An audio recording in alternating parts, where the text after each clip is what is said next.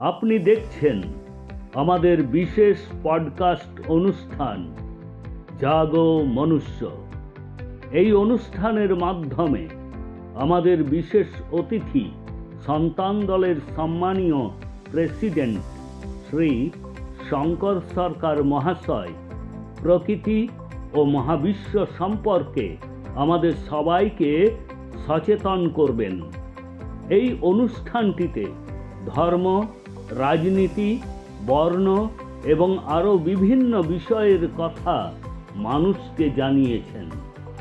প্রকৃতির দান সার্বজনীন, জন্মগত অধিকার অনুসারে universal birth right given by the nature to all. এই প্রকৃতির সমস্ত সম্পদের উপর সকলের সমান অধিকার পাওয়া উচিত। এই সমস্ত বিষয়ে আমাদের বিশেষ পডকাস্ট অনুষ্ঠান জাগো মনুষ্য দেখুন।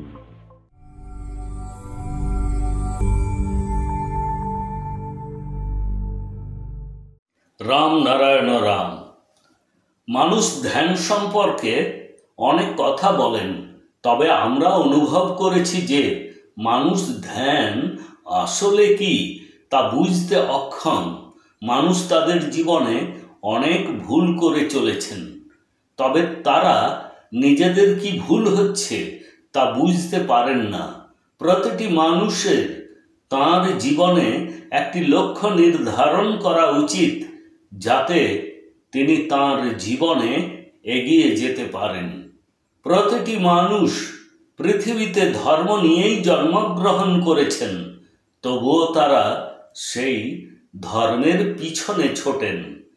পৃথিবীর সমস্ত কিছুই পৃথিবীর প্রতিটি মানুষের জন্য, কিন্তু কিছু মানুষ তাদের শক্তির দ্বারা, বুদ্ধির দ্বারা, রাজনীতির দ্বারা, সংবিধানের সাহায্যে সমস্ত কিছুকে আলাদা আলাদাভাবে বিভক্ত করেছেন।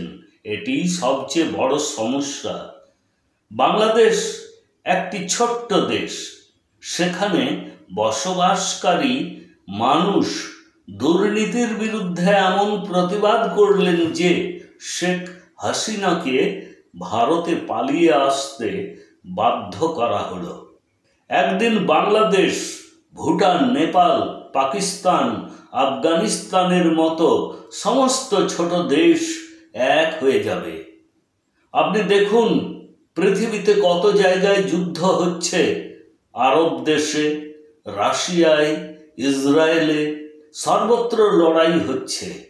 মহাকাশে অনেক তারা, গ্রহ, নক্ষত্র রয়েছে। তারা লড়াই করে না, সবাই মহাকাশে একসাথে বাস করে। মানুষও মহাকাশে বাস করছে। পৃথিবী নিজেই সূর্য থেকে গঠিত হয়েছে। সমস্ত মানুষ সূর্য থেকে এসেছে। পৃথিবী সূর্য থেকেই বিকশিত হয়েছে। সূর্যই হলো আমাদের আদি পিতা মাতা, সকলের পিতা মহাকাশ, এবং তাঁর আসল নাম রাম নারায়ণ রাম। প্রকৃতপক্ষে পৃথিবীতে রয়েছেন যারা, তারা আজ প্রকৃতিকে ছেড়ে নিজেরাই ঈশ্বর হয়ে গেছে, চোরে পরিণত হয়েছে। তারা সবাই মরবে। এখন যা ঘটছে পৃথিবীতে তা সবাইকে একত্রিত করার জন্যই হচ্ছে। যে ব্যক্তি নিজের বিবেকের কথা শোনেন না, তার শরীর দুর্বল হয়ে যাবে, মন দুর্বল হয়ে যাবে, হৃদয় দুর্বল হয়ে যাবে, শরীরের ক্ষমতা নির্মূল হয়ে যাবে। তারপরে সে নিজেই মারা যাবে। পৃথিবীতে চোর ডাকাতদের জন্য জেল রয়েছে, কিন্তু যারা সবচেয়ে বড় চোর, যাদেরকে কেউ দেখতে পায় না, যারা কখনোই সামনে আসে না, সকলের নজরে পড়ে না, তাদের জন্য জেল কোথায়?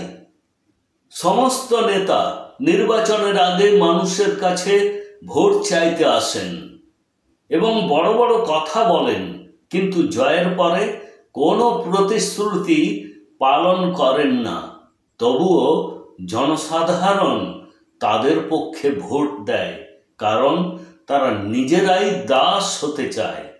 আজও হিন্দু মুসলমানের মধ্যে লড়াই অব্যাহত রয়েছে।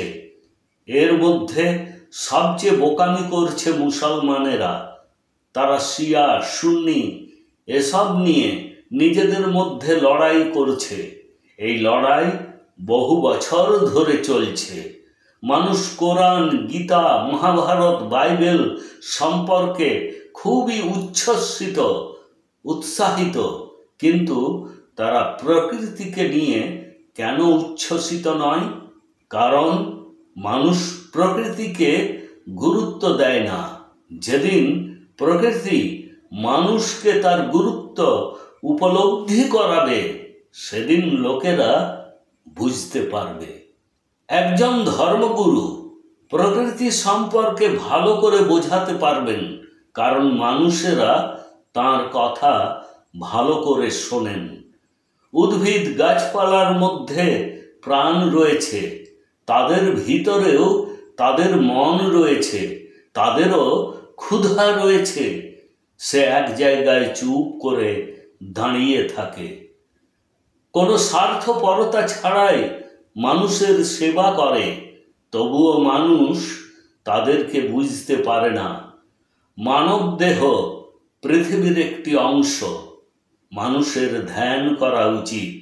কেবল ধ্যান করার মাধ্যমেই আপনার মন শান্ত হবে, আপনার বিবেকের বিস্তার হবে, সাথে সাথে আপনার কল্যাণও হবে।